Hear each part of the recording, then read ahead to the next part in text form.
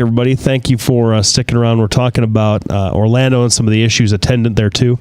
Holy cow! That sounded like you had court today. Right. So we have this this guy who was an isolated person that apparently, although he had friends and he was married and had a job and was living in Orlando, Florida, or no, he was living 125 miles away from Orlando in Florida.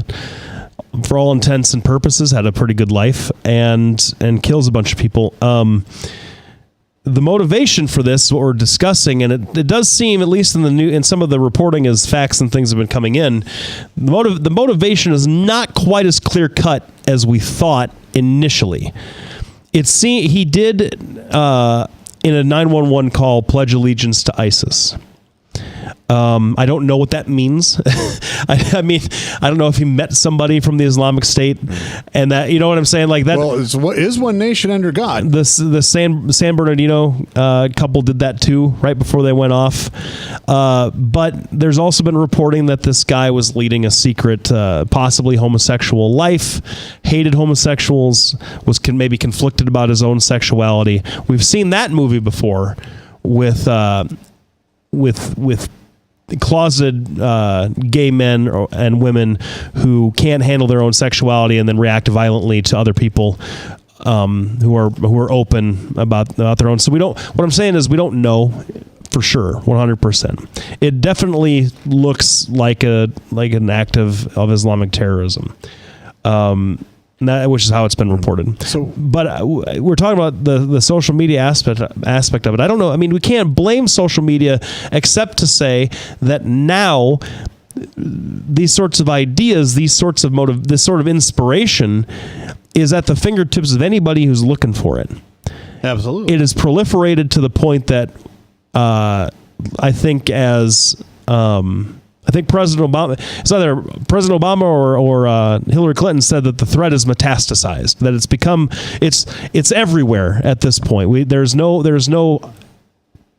kind of, it's not like you can turn the TV off the way that you used to be able to shield kids from adult content back in the 80s. That's not the kind of world we live in anymore.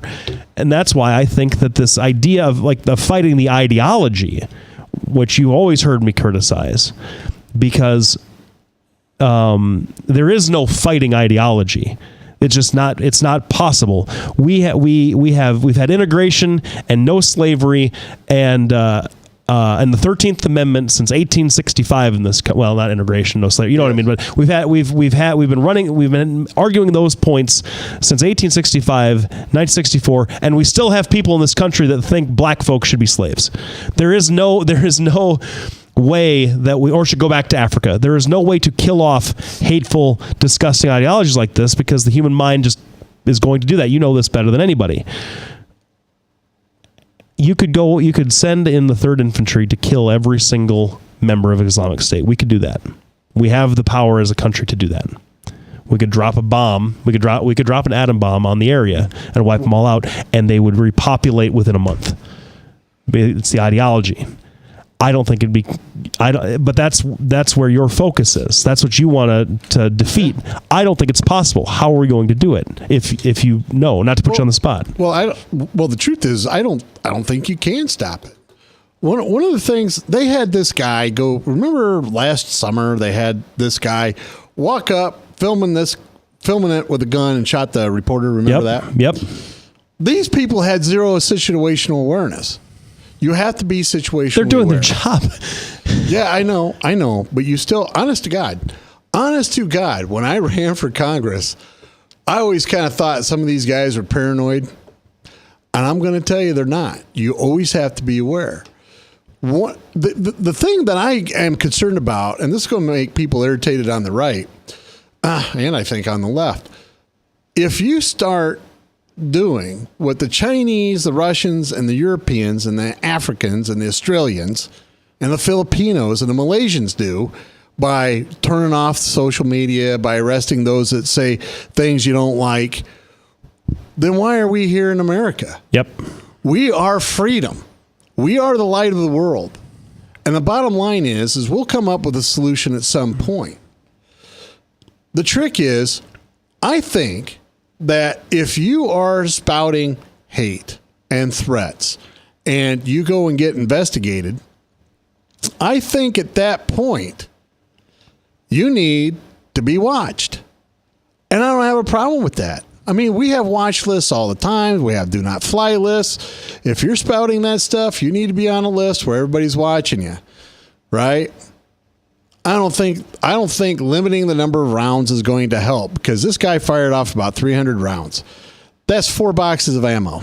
That is not a lot. That is about the size of my phone stacked about that high. That's 200 rounds. All right. So limiting the number of rounds that he can put in his magazine and limiting the number of rounds isn't going to help. Telling him he can't have a gun isn't going to help. But what is going to help is let people know, listen, this guy has these views. Keep in mind, I believe these guys, and this is from Maddie right here, isolated radicals, right? Isolated radicalization. I think these guys are like cockroaches. They like to hide in the dark. They like to get together and do their things. And if everybody pointed and said, listen, this is the stuff he's saying on social media, when he walks into that gay bar, maybe everybody's a lot more paying attention. You know, that's what I think. You can't do anything to stop it. You can't do anything to really prevent it. If it's not a gun, it's a knife. It's not a knife. It's a pipe bomb. I mean, honest to goodness. Or you could recruit people. Situational awareness is important. And I think using social media to out these kind of guys and say, this is what they're saying, and this guy's in your neighborhood, are all things that I think are legal, and particularly on social media. What do you think? I think that asking people that are at a club dancing and having a good time to be situationally aware of someone about to shoot them is a foolish thing to ask them. Then why go to the club? You might as well hang out in a bunker with your friends and watch the door the entire time. Well, part of it is that's part that my conservative friends are going to be shocked. I deal a lot with the gay community. I'm known as one of the gay friendliest psychiatrists. I shouldn't say that out loud because it might harm my political chances. But for the last 2 or 3 weeks, ever since, what was it, North Carolina had that LGBT, do you think it's even safe to go there? I've had them ask, yeah, it's still safe. I mean, this is, the law that they passed isn't, geez, we get to kill gays. It's, hold on, if you are, genetically and born a man, you have to use the men's toilet. That's what we're talking about. That's the rule. Whether you agree or not, that's what they're talking about. But they're actually afraid of this.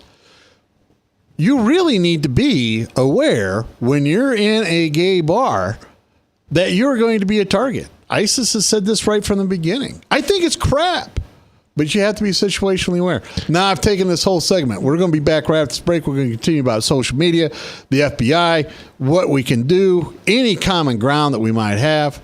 We'll be back right after this break. We couldn't do what we do without you.